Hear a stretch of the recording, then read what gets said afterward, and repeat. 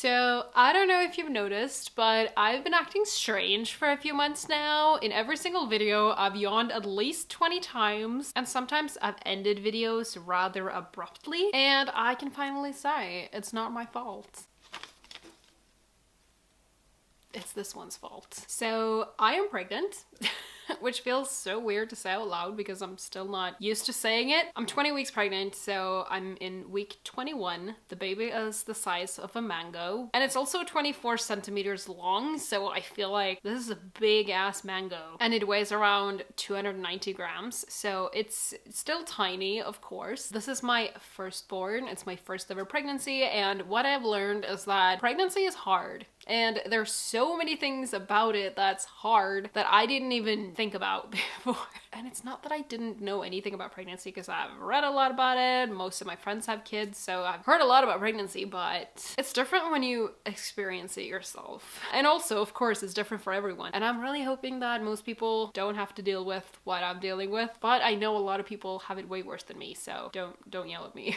I've also mentioned a couple of times that in my videos that I had some health issues going on. That was pregnancy. I just didn't want to say it yet because I hadn't been to the 20-week scan, but I had to kind of talk about something being different because it was very noticeable. I feel that I was just unwell, but I wasn't. I was just pregnant. I really wanted to make this video coherent and like organized. I really want to separate it into chapters, so I'm gonna try and not ramble too much. I'm trying to open up more and not be so private. I'm moving too much. My ring light is like leaning on the couch and it's wiggling every time I move. Cannot deal with this. I have a very weird setup right now. Norway is hella stormy this week, or it's been for a while, so I hope you can't hear it. I'm trying out a new microphone. Anyway, that's not what you came here to hear about. If you actually clicked on this video, you probably want to hear about pregnancy. So let's start at the beginning. I found out when I was around 4 weeks pregnant. That's when most people find out, I think, because that's when your period doesn't show up, between 4 and 5 weeks, because you get the 2 extra weeks for free. So you start off at 2 weeks, and then you have the 2-week wait between your ovulation and your period if you have a normal cycle. This was a planned pregnancy, so I was obviously watching my cycle and I found out right away. But oh my god, no one... Okay, now that I've consumed a lot of pregnancy content and all of that, people do talk about those brutal 14 days or however long you have to wait before you test. I'm one of these people who I didn't want a false result, so I didn't want to test too early because I feel like that wasn't really going to tell me anything, because if it was positive, then most miscarriages, I'm pretty sure, don't take my word up for this, but like most miscarriages happen right away. So people don't even know they're pregnant because the pregnancy didn't even like stick for long enough for them to get a positive pregnancy result. So if I had tested on like, I don't know, day 8 and then it was positive, I would not have been reassured to think that I was actually pregnant because miscarriage is so common early on. And if I got a negative, it could have been just too early to test. So I couldn't test. It would have just messed with my mind even more. I would have not trusted the result either way. So I had to wait, but oh my god, you cannot think about anything else. And I tried to stay as active and like as busy as possible. I hung out with people every day. I kept myself so goddamn busy, but you take your brain with you everywhere you go. Like you take your problems with you, and I was just so focused on this. It felt like forever. Then after that, you get that amazing 12-week waiting period, which is even scarier because then, you know, you have the pregnancy, but it's totally out of your control whether you keep it or not. The fear of having a miscarriage is so real, and outside of course being safe and not smoking or drinking or doing anything that you know can harm the baby, you can't control whether you keep the pregnancy or not. And it's so terrifying in those like 12-14 days of waiting to see if you get your period or not. I was just waiting to get cramps or get, you know, start bleeding or something. But even if you do,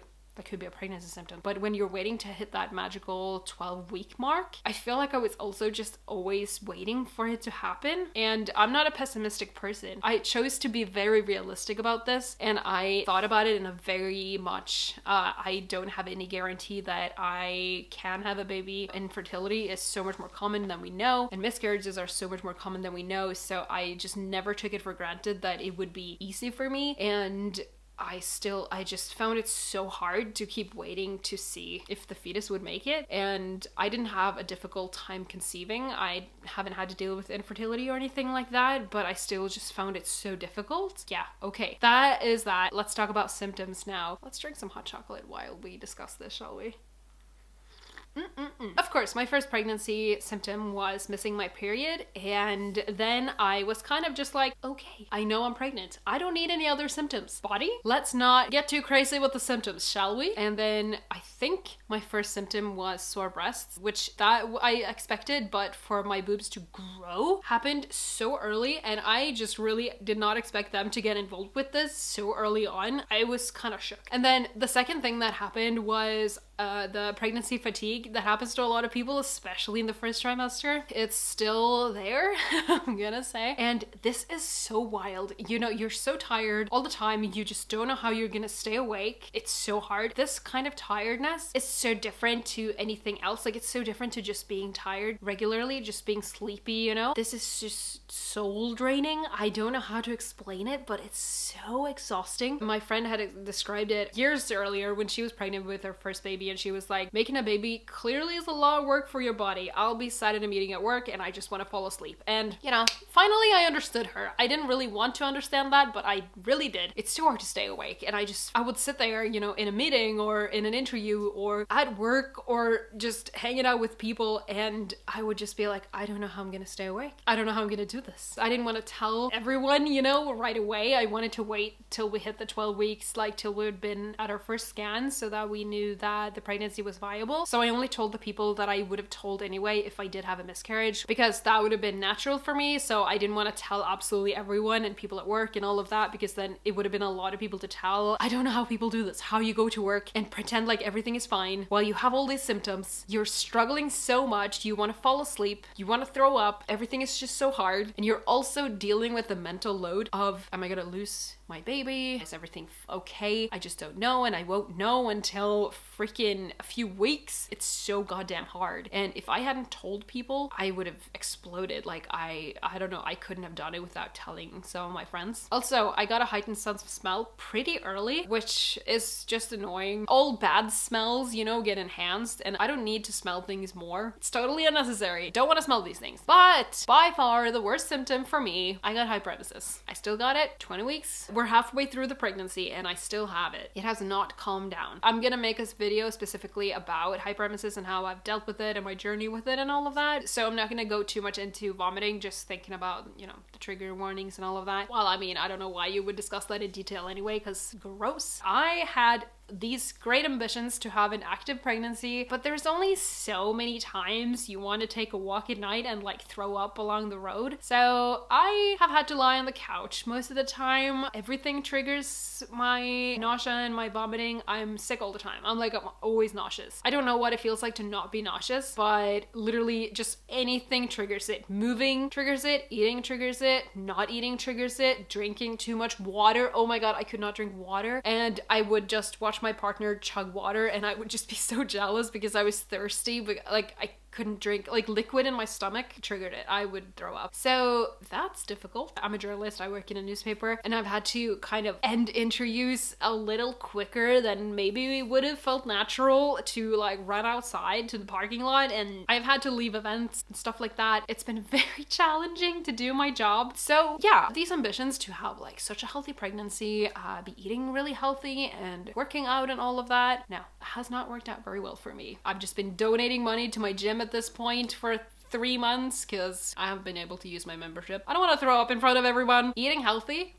No, I'm not eating terribly, but it's more about eating what I can eat and not specifically focusing too much on getting the most nutritious food in me. Of course I'm trying, but like, it's so hard. Ask me what I had for dinner today.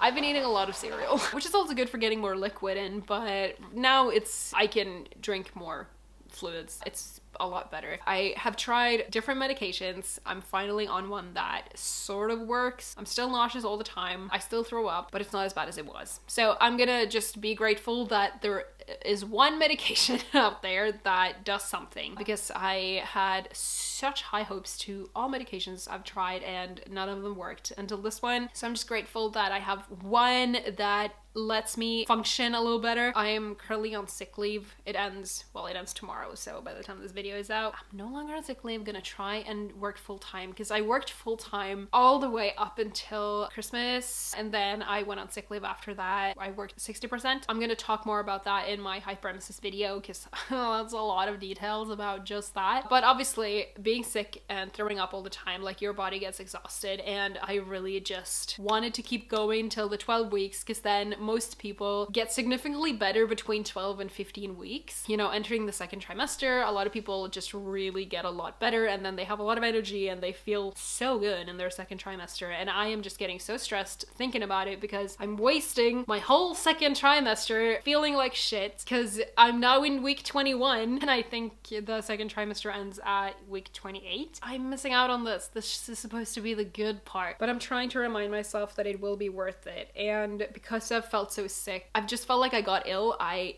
didn't think I was pregnant, or I didn't feel like I was pregnant. I didn't realize. I just completely disassociated from a pregnancy, and that was a big struggle for me. I felt so sad about it, because I'm such an emotional person, and I was really excited to move into this stage of my life and, you know, have a baby of my own, that it just really took me by surprise that I didn't feel happy about it. It didn't feel real, so how would I feel happy about it, you know? But now you can definitely tell my stomach has grown a lot in the last few weeks, and I've started feeling movements. My placenta is in the back, so it's very easy to feel the movements of the baby, so that's great also. And at the 20-week scan, suddenly it just felt real, which I thought it wouldn't, because I was just feeling so desperate to make it feel real that I was kind of scared to hope that it would feel real. Oh my god, how many times am I gonna say feel real? But it did. I'm also gonna talk more about this in a separate video. I'm gonna make a video about mental health and pregnancy, because I've had a way rougher time than I thought I would. But luckily, even though I still feel like shit physically, but just with these few changes, I've managed to kind of, you know, get my head above water again, and I feel a lot better. Also, a pregnancy symptom that I did not expect to get this early is shortness of breath. I got it so early on, maybe, I don't know, like 6 or 7 weeks. The amount of blood in your body has already increased a lot, so I guess it's not that strange. But I just thought that would be more of a, when I get a big stomach, I thought that would be more of a thing, but no, that happened really early as well. And moving on to the next category, which is the sex of the baby. As we've been to the famous 20-week scan, a lot of people have asked us what the gender is, or if we know, and we chose not to find out the sex of the baby. Mostly I chose, and with some persuasion and just like some time to think about it, my partner agreed to not know. I've always said that I didn't want to find out. My parents didn't know, with me and my twin brother, and that's just kind of like been so normalized to me. I was talking to my friend about this, and she said that it's so hard for people who want to find out to understand why someone wouldn't want to find out, and I guess it's hard for you people who don't want to find out to know why people would find out. And I think this is in one of those things that you either, like, you're in one of the boxes or whatever, and it is difficult to understand why you would want to know or why you wouldn't want to know. To me, I don't know why I would find out, because first of all, it doesn't matter to me what the gender is, and this is just that kind of situation, like, you get what you get, so I don't need to know now. I don't have a preference. Like, I have never imagined myself having a daughter or having a son, and I've definitely never imagined what my firstborn would be, so I'm one of those people who can't really imagine situations that haven't happened yet. I've never had a baby, so I can't imagine myself with a baby. That's just gonna be a reality when it's here, but it's so hard to imagine myself as a mom because I've never been a mom before. I don't know. Those who get it will get it. Well, the second thing is we have both names ready. We have a name for a girl, we have a name for a boy, so it doesn't matter. I know some people find it way easier to decide names. Finding out the gender, like, makes it easier to find out the names, because a lot of of people have difficulties agreeing on a name, and I do understand that. I just feel so lucky that we managed to agree quite easily, actually. And also, I don't care about what colors the baby wears, like what clothes or whatever, and if I get a daughter and I desperately want her to wear dresses, I can buy dresses after she's born. When people say all of these things about it being easier, I'm still one of those people who would want to reuse stuff from the first baby for the second baby or whatever. So I would still buy gender neutral stuff in general, like the actual like baby stuff, equipment and stuff, and stroller and whatever. I would still buy it neutral, and there's nothing wrong with a baby boy using something pink. Okay? Let's just have that said. There are no boy or girl colors. That drives me crazy. And third of all, I just think this will be just the most fun surprise of my life. I just feel like I'm gonna be pushing a baby out, so maybe this is some good motivation for me to, you know, get it done, because I have a fun surprise waiting for me. I'm way more excited to see what the baby looks like than to see what genitals it has. It just does not matter to me. I just think it would be a really fun surprise. I'm really excited, and I think it'll be fun to tell my family and my friends, like, hey, it's a boy or it's a girl, ah, you know, like this is their name, blah blah blah. I think that would be really fun. And it's not unique, but most people find out, so I feel like it's kind of fun, you know? Okay, and then we're getting to the last section. I'm cramming a lot of stuff into this video, but there will be more videos on specific topics and all of that. But the last topic is stuff that you have to give up when you're pregnant. Luckily for me, I haven't had to give up a lot of things, because when it comes to food, I don't like a lot of the things you can't eat when you're pregnant. I don't like a lot of, you know, weird meats and all of that, so there are very few things I've had to change about my diet. The only thing is that I've had to be more aware of like expiration dates, because usually I'm quite relaxed. Like, of course I don't eat stuff when it's bad, but you know, a lot of things are still good after they expire. And I like to buy food from the food saver section, but now I have to be a little more, you know, cautious when it comes to that. It's not like I have to give up my favorite food or anything like that, so I'm fine. Oh my god. The power just went out. Oh my god. That was so strange. The power went out, everything went dark, and I just saw the red recording button, or the light in the viewfinder. Oh, that was stressful. And that was nothing. It was out for like 1 second. Yeah, so the weather is crazy right now. It's so weird how it just disappeared for 1 second. I really thought it was gonna be out, and my phone is at like 28%, so that is not good, but I have power banks, so we're fine. Okay, yeah, we were talking about the stuff you have to give up. Also, I haven't touched on cravings, but I don't think I've had any specific cravings. In the first few weeks, I ate crisps when I felt sick, but it wasn't like eating a bowl of crisps. It was like eating 5 crisps just to not feel sick, like salty crisps or something. And then obviously I've had a lot of cereal, like kids cereal specifically, which I don't eat very often. I would very much consider that a treat, but now I eat that as like 1 or 2 meals a day. But obviously I take multivitamins and omega-3s and stuff like that. The baby gets what it needs anyway, but of course I would prefer to eat better, but I just can't. I don't drink and I don't smoke or anything like that, so it's not like I have to give up alcohol or tobacco and I have to struggle with that. But what has been a real challenge for me, and still is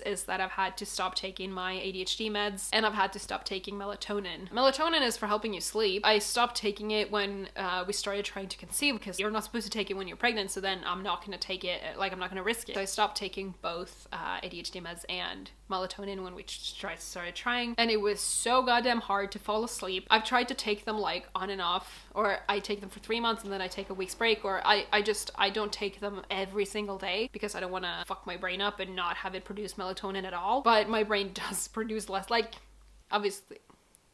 Oh my god, this is so fucking scary. I don't like it. It feels like a goddamn scary movie. Okay, I get thrown off every time it happens. But once I got pregnant and I started getting the pregnancy fatigue, falling asleep hasn't been an issue. For the most part, for the absolute majority of nights, I fall asleep very easily. Like I said in yesterday's video, I fell asleep with my Nintendo Switch in my hands and I didn't even realize, and then I threw it on the floor when I woke up. So falling asleep has never been easier, and I hope that continues throughout pregnancy. Like, obviously it sucks to be so fatigued, but I am terrible at falling asleep at night. It's really exhausting. There's a reason why I take melatonin, you know? So that's kind of a perk, I guess, now that I can't take it. But ADHD meds, that fucking sucks.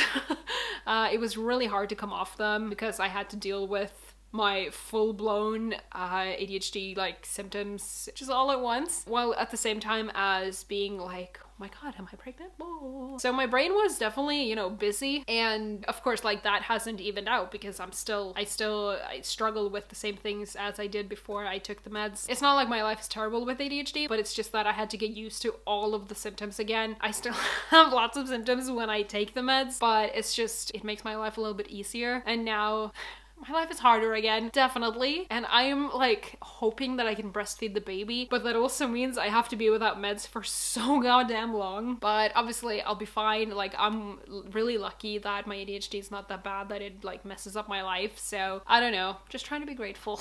And then the third thing I've had to give up is coffee. Like, I am not giving it up completely. I'm just drinking maximum 2 cups of coffee a day because I don't drink, I don't know, Coke or Pepsi or anything that has caffeine in it. So other than coffee, I don't drink any caffeine. And when I felt so tired all the time, and I'm still tired all the time because the medication I'm taking for my nausea is, of course, it makes you tired because all fucking nausea medication does that. It would have been really nice to be able to drink more than 2 cups a day, but it's absolutely not the worst thing. In general, I'm trying to follow the official advice. I'm not Googling all these different things, and that's also a perk of being one of the last people in your friend group to have babies, because I can ask my friends all the time if I need advice for something, which has really been helpful. Next time I get pregnant, hopefully, I will definitely tell someone early as well, so that I have someone, I have a confidant, I have someone I can talk to about everything, because that's really made my pregnancy journey so much easier. If I didn't have anyone to talk to and I had all these problems, I definitely would have just felt so lost and it would have been way more difficult. Okay, do you think this video is long enough now? As I said, I will definitely be making more pregnancy related videos. I'm gonna try and make more sit down videos in general. I have a lot of things I want to talk about that I haven't. I'm definitely making a video about my hyperemesis journey because that's super fun. I also want to talk about my mental health, how it's been in pregnancy, because I think that's important to talk about, and I did not expect to struggle. I'm just gonna say that. I did not expect that at all. It can happen to anyone, and I think it's super important to talk about. I also want to talk about secondhand baby stuff, and also some like secondhand pregnancy clothing for me, or maternity clothing, whatever you want to call it. I want to buy as much as I can secondhand. That's just how I live my life in general. Eco-minimalism. I want as little as possible bought new for this baby. I want this baby to affect the environment, you know, as little as possible. I want to minimize the baby's carbon footprint as much as I can. I made it sound like it's the baby's fault. They did not choose this. I chose this, so it's still my carbon footprint. So yeah, those videos are coming up. That's something to look forward to. Okay, this was different. It feels so weird to be making a video about this, but it's real, and it's time I talk about it because I felt so, you know, stupid, like yawning away in my videos. Yeah, that's why. It's this little one's fault, not mine, even though I made that happen, but still.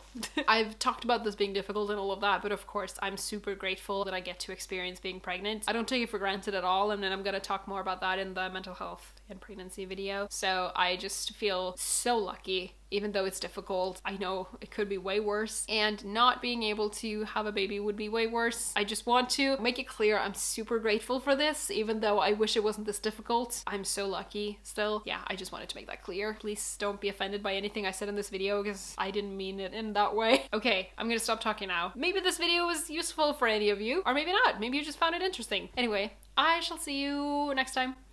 Bye. I need to do a bump date. This is not even a bump date. This is just the first time showing you my bump. I'm so glad my apartment is not full of all these ugly wooden doors. I don't think I'm in focus. I would actually be quite surprised if I was. As you can see, there's definitely a bump here. I have grown a lot the last few weeks. I didn't expect the bump to get this big, but it did. It's very satisfying to feel the stomach and be like, oh my god, there's a little baby in there.